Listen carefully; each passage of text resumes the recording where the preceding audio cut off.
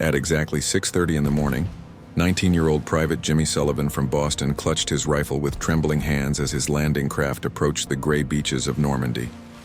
The sound of German machine guns echoed across the water like deadly thunder, and the young soldier could see bodies floating in the blood-red surf ahead of him.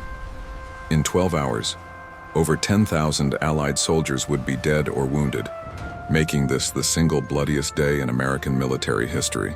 But what Jimmy and his fellow soldiers were about to face on those 5 deadly beaches would determine the fate of the entire world. This is the true story of the day that changed everything, when ordinary men became legends and the course of human civilization hung in the balance.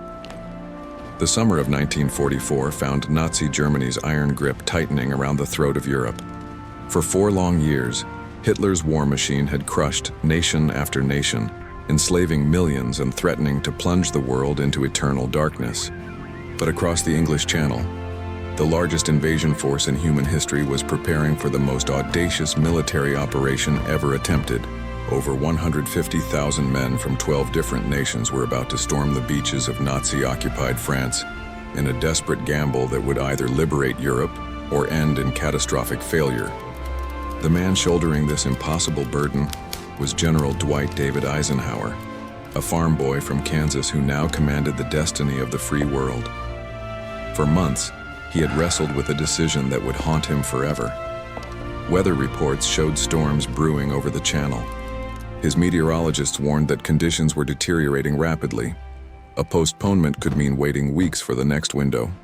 But proceeding meant sending thousands of young men to their deaths in treacherous seas under hostile skies. At 4:15 in the morning on June 5th, Eisenhower stood in a war room in Portsmouth, staring at weather maps that showed clearing skies for the following day. His hands shook as he lit another cigarette, knowing that his next words would seal the fate of a generation. The room fell silent as every eye turned toward him. After what felt like an eternity, he spoke the words that would echo through history. "Okay, we'll go." The die was cast. Meanwhile, across the channel, Field Marshal Erwin Rommel, Germany's most brilliant defensive strategist, was celebrating his wife's birthday in their home in southern Germany. The man Hitler had entrusted to turn the French coastline into an impregnable fortress was completely unaware that the largest armada in history was already crossing the dark waters toward his Atlantic wall. His absence on this crucial day would prove to be one of the most fateful coincidences in military history.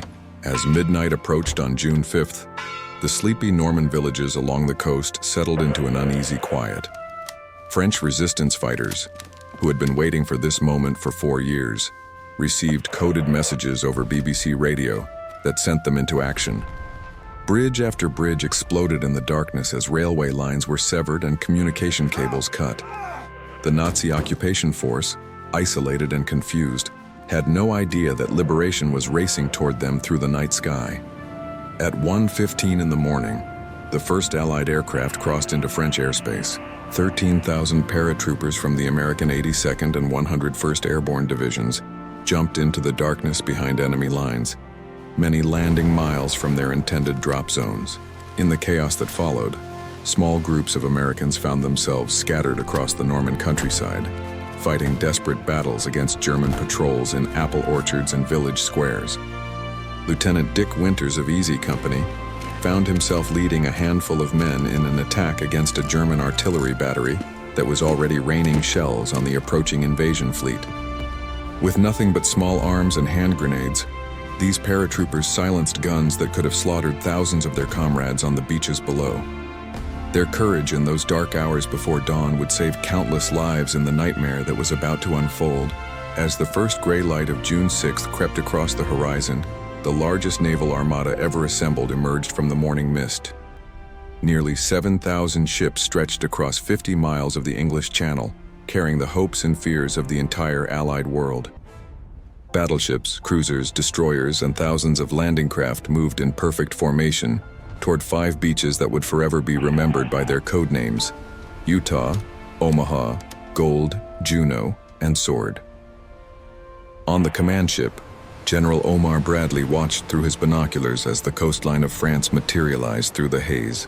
He knew that in a few hours, The beaches would be carpeted with the bodies of American boys barely old enough to vote. The weight of command pressed down on his shoulders like a physical burden as he thought about the letters he would have to write to mothers and fathers back home. At 5:50 in the morning, the naval bombardment began. The thunder of 16-inch guns from battleships HMS Warspite and USS Nevada shook the earth for miles around as thousands of shells screamed toward German positions.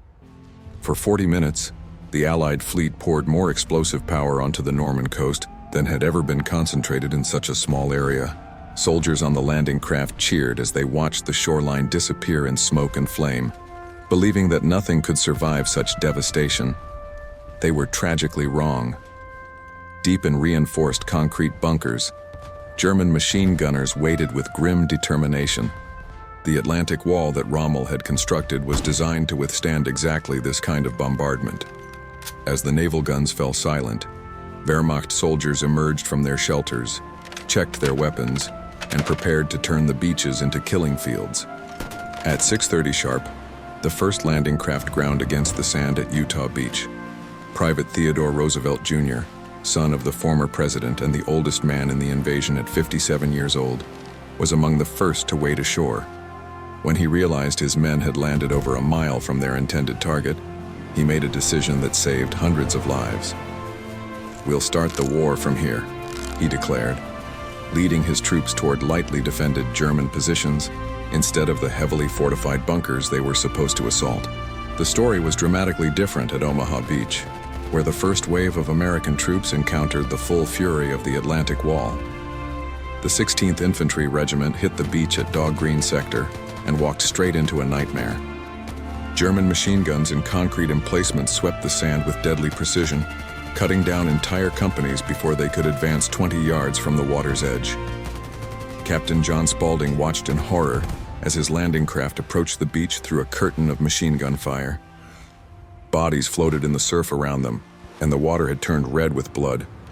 The young captain from Kentucky knew that most of his men would be dead within minutes, but there was no turning back. "Over the side, boys!"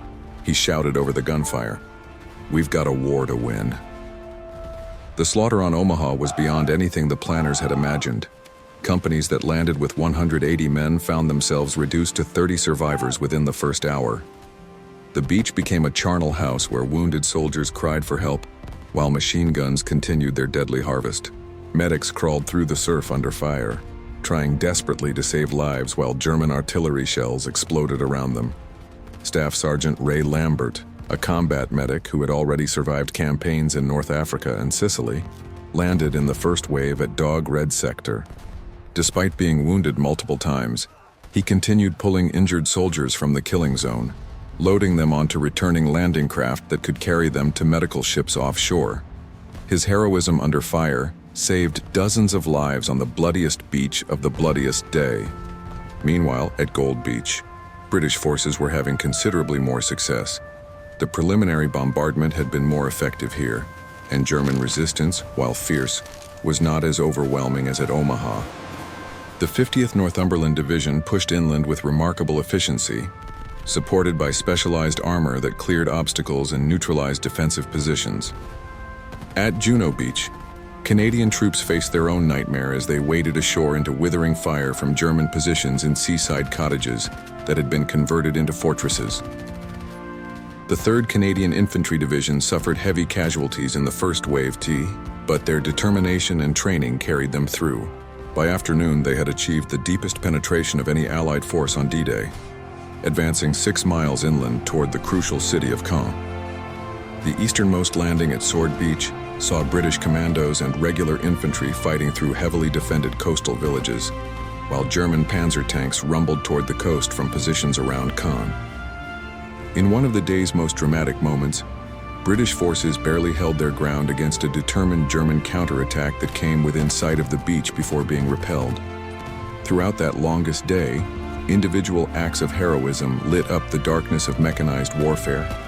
At Pointe du Hoc, 225 American Rangers scaled 100-foot cliffs under enemy fire to capture German artillery positions that threatened both Utah and Omaha beaches. Led by Lieutenant Colonel James Rudder, These elite troops fought their way to the top only to discover that the massive guns had been moved inland. Undaunted, they tracked down the weapons and destroyed them with thermite grenades, completing their mission at the cost of more than half their force. Technical Sergeant Frank Perigori of the 29th Infantry Division became a legend on Omaha Beach when he single-handedly destroyed 2 German machine gun nests that were slaughtering his company. Armed only with rifle and grenades, Perigori crawled through German minefields to get close enough to eliminate the positions that had pinned down hundreds of American soldiers. His extraordinary courage earned him the Medal of Honor, though he would not live to receive it. As evening approached on June 6th, the fate of the invasion hung in the balance. On 4 of the 5 beaches, Allied forces had established precarious footholds and were pushing inland against stiffening German resistance. But at Omaha, the situation remained critical. General Bradley, watching the carnage from offshore, seriously considered evacuating the beach and redirecting those forces to other sectors. What saved Omaha Beach was the incredible determination of ordinary American soldiers who refused to accept defeat. Small groups of men, often led by sergeants and corporals rather than officers, began working their way up the bluffs behind the beach. They used Bangalore torpedoes to blast through wire obstacles, flanked machine gun positions, and gradually cleared the way for follow-up forces to advance inland.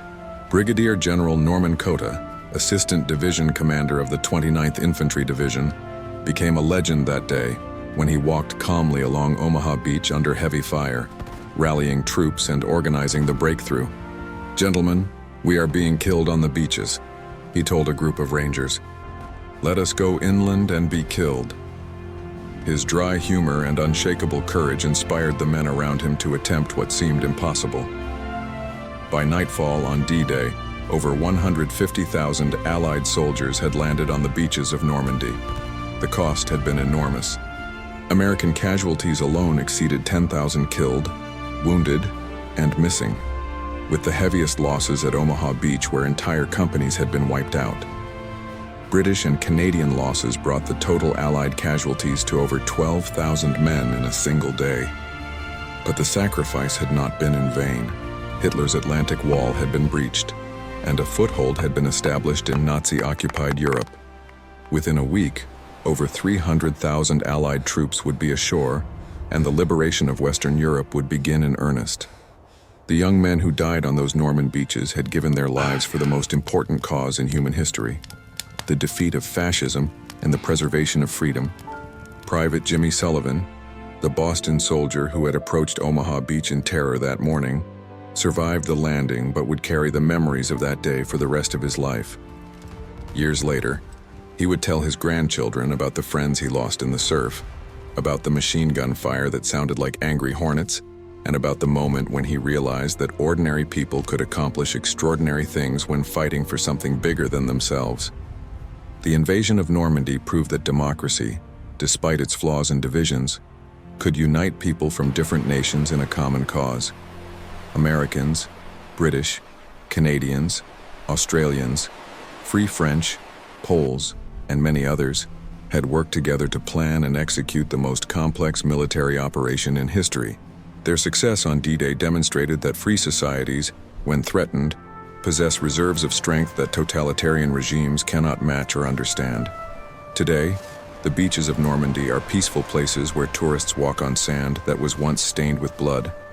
The German bunkers still stand as concrete monuments to an evil ideology that was ultimately defeated by ordinary men doing extraordinary things. The American cemetery at Colleville-sur-Mer contains 9,000 white crosses and stars of David, each marking the grave of someone who gave his life so that others might live in freedom. The lesson of D-Day resonates across the decades, that when civilization itself hangs in the balance, ordinary people can rise to meet any challenge, pay any price, and make any sacrifice necessary to preserve the values they hold dear. The young men who stormed those beaches 80 years ago understood that some things are worth dying for, and their courage in the face of seemingly impossible odds changed the world forever.